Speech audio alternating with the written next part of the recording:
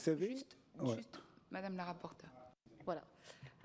Alors, moi, je vais peut-être repartir de ce que tu viens de dire. Moi, je comprends les choses un peu différemment. Donc, moi, ce que je comprends de ce que vous nous expliquez, et d'ailleurs, c'est très intéressant, vraiment, je tenais à vous le dire, c'est la manière dont vous prenez le sujet est extrêmement intéressante. En tout cas, nous, c'est ce qu'on se dit, parce que c'est la première fois qu'on entend, en fait, peut-être une réflexion aussi poussée sur comment finalement lutter contre le racisme, parce que vous l'avez dit, en tout cas nous ce qu'on constate c'est que ça fait 30, 40, 50 ans que ça dure, il n'y a pas eu d'évolution, au contraire, certains joueurs ont même dit que ça s'était aggravé dans certains sports. Moi ce que je comprends de ce que vous dites, c'est que finalement faire des ateliers, comme c'est le cas aujourd'hui, d'information, peut-être de prévention, et juste dire aux gens, ben, en fait le racisme c'est mal, l'homophobie c'est pas bien, sans déconstruire les mécanismes qui conduisent à ce qu'il y ait des phénomènes racistes ou homophobes ou sexistes dans notre société, eh bien en fait ce n'est finalement qu'une forme d'affichage qui en fait ne fait pas un travail de fond qui permet de changer la société en profondeur et qui permet d'avancer en réalité et donc d'avoir des résultats très précis sur la lutte contre le racisme, l'homophobie ou le sexisme. Moi, c'est comme ça que je le comprends et c'est en ça que je trouve que votre approche, elle est extrêmement importante. Et même si, effectivement, peut-être que la déconstruction prend du temps, en réalité, je pense qu'il faut tenir les deux bouts. C'est-à-dire qu'il faut les sanctions, il faut l'information, mais il faut la déconstruction. Parce que sinon, on ne changera pas la société.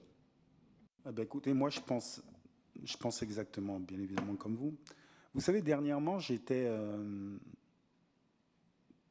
lisais les journaux et je vais essayer d'être calme parce que là, je me sens que l'émotion me prend. Vous savez, il y a eu cette histoire des maillots arc-en-ciel. D'accord. Il y a un entraîneur qui a fait une sortie surréaliste. Surréaliste. Il a dit qu'en fait, qu'il fallait arrêter ça parce qu'en fait, il y avait des joueurs qui ne voulaient pas jouer et en fin de saison, le maintien pouvait se jouer à 1 ou 2 points. Et qu'il fallait arrêter ça. Mais la personne qui dit ça ne se rend pas compte c'est quoi l'homophobie en fait. Le mec qui te parle d'un point ou deux, 1 point ou 2 en fin de saison.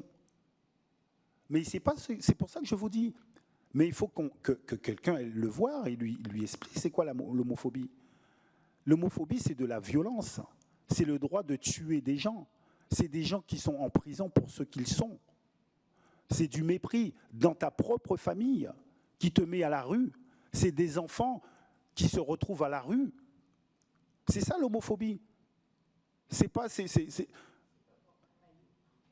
Exact. Mais si vous donnez le maillot arc-en-ciel aux gens sans leur expliquer en fait c'est quoi l'homophobie, mais en fait ils ne comprennent pas. Ils ne comprennent pas en fait. Ils ne comprennent pas aussi pourquoi c'est si répandu dans la société. Il y a des enfants qui se suicident en fait, parce qu'ils sont homosexuels. Mais ils se suicident à cause de qui?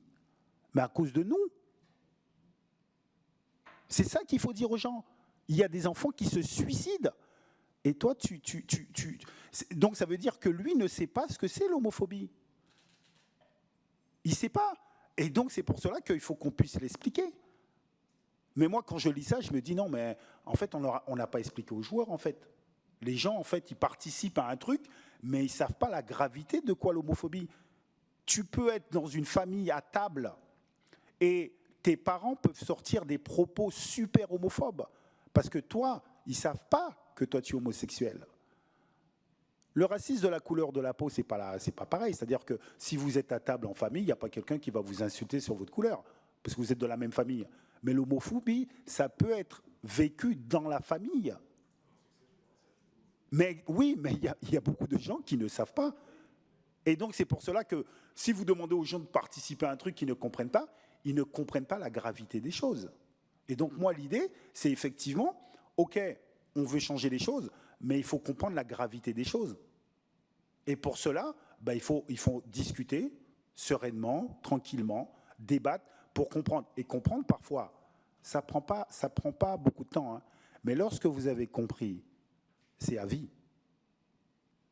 Lorsque vous avez compris, c'est à vie. Vous n'avez plus d'autre choix parce que vous voyez ce qu'il y a derrière. Ce n'est pas simplement un maillot. Mais qui leur a expliqué? Peut-être personne.